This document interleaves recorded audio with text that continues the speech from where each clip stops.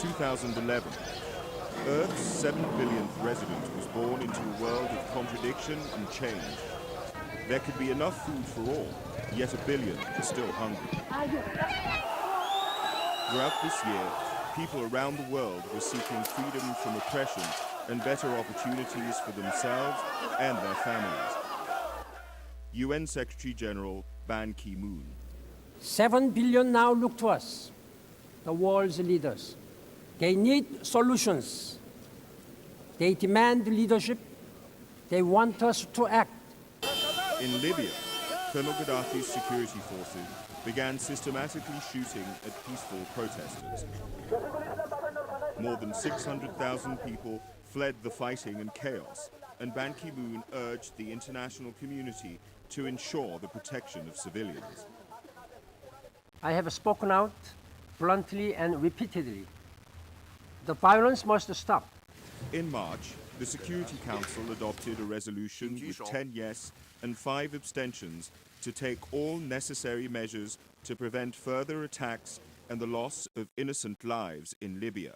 Susan Rice, permanent representative of the United States. The Security Council has authorized the use of force, including enforcement of a no-fly zone, to protect civilians. Soon, NATO began a bombing campaign. UN humanitarian agencies delivered vital supplies to the population.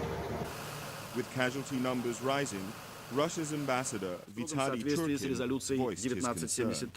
Any act going beyond the mandate or any disproportionate use of force is unacceptable. In October, Libyans greeted the death of the dictator with celebratory gunfire. Yet weeks of relentless urban conflict have reduced cities to ruins, and hospitals are filled with the wounded. Secretary General Ban Ki-moon and the President of the General Assembly, Nasir Abdulaziz al-Nasser, made an historic visit to Libya. In Syria, pressure was on for President al-Assad to step down after thousands of people were killed in pro-democracy protests. The General Assembly voted on a resolution condemning Syria for the ongoing violence and called for the government to end all human rights violations. People in the streets of Ramallah cheered the news that their president, Mahmoud Abbas, had presented an application for full UN membership to Ban Ki-moon. After 63 years of ongoing tragedy, enough. Israeli Prime Minister Benjamin Netanyahu. We have to stop negotiating about the negotiations. Let's just get on with it. Let's negotiate peace. Meanwhile, on the ground in the occupied Palestinian territory, housing demolitions for Israeli settlement building continued. UNESCO granted Palestine full membership. The decision is adopted in Hama. Leading to the withdrawal States of America US funding takes the floor for the organization. to In join July, your the seats. newborn country of South Sudan became the 193rd member state of the United Nations. After decades of civil war in Africa's largest country, the UN helped organize a referendum on unity or separation. At over 100, Rebecca Kadi was one of the oldest voters to take part. She was telling me, after I vote, if I'm dead, I will be very, very happy because I finished everything. Over 99% supported separation, and on the 9th of July, a new country was born. Like any newborn, South Sudan needs help.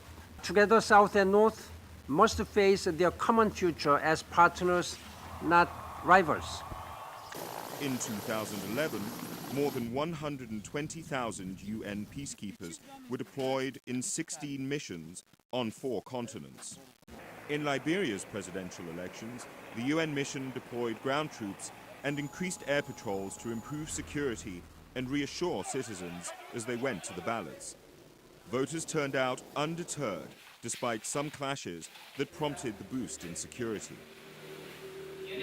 President Ellen Johnson Sirleaf was not only re-elected, She was also one of 3 women activists who were jointly awarded the 2011 Nobel Peace Prize. The arrests of former Côte d'Ivoire President Laurent Gbagbo in April and accused war criminal and former Bosnian Serb military leader Ratko Mladic in May provided further evidence that the era of impunity may come to an end and the rule of international law is here to stay. Haiti slowly recovered from a major cholera epidemic. 1 year after the devastating earthquake, 40% of the 10 million cubic meters of rubble have been removed. The UN Development Programme and other UN agencies created jobs in a pilot project to transform some of the debris into gravel to build new homes and schools. UNICEF brought in supplies. Now, 140,000 children who have never been enrolled before are going to school. Thailand has seen the worst flooding in 70 years. Unusually heavy rainfall left large parts of the country, including the capital, Bangkok, inundated. In Somalia, war and the worst drought in decades uprooted 1.5 million people. The World Food Programme opened feeding centers, bringing relief to millions in desperate need. Executive Director, Josette Sheeran. It's very dangerous and risky, but we have to reach people. Hundreds of thousands of Somalis walked for weeks to Kenya, but many did not make it. The Dadaab refugee camp, the world's largest, became the 3rd biggest city in Kenya, with almost 500,000 residents. The UN's refugee agency, UNHCR, airlifted thousands of tents to ease the overcrowding. Famine has spread over Somalia, but the consequences of the drought affected the whole Horn of Africa.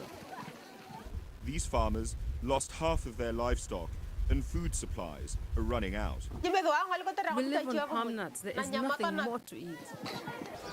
The planet could easily feed 7 billion people, yet millions continue to starve. High and unpredictable food prices affected poor countries the most during the global economic downturn. 25 years after Chernobyl, a tragedy in Japan with multiple consequences. A magnitude 9 earthquake, followed by a tsunami, seriously damaged the Fukushima nuclear reactor. Dedicated workers prevented a total meltdown, but a large area became contaminated as radiation spread. Experts from the International Atomic Energy Agency urged Japan to secure permanent sites to store the radioactive waste. Visiting the victims, Ban Ki-moon pledged to keep nuclear safety high on the international agenda. Nuclear accidents respect no borders. We must treat nuclear safety as seriously as we treat nuclear weapons.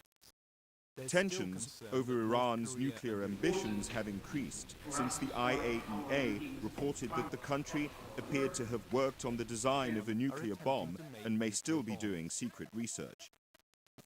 After being unanimously re-elected for a second term in office starting in 2012, Ban Ki-moon declared sustainable development that reduces poverty and preserves the environment as his top priority.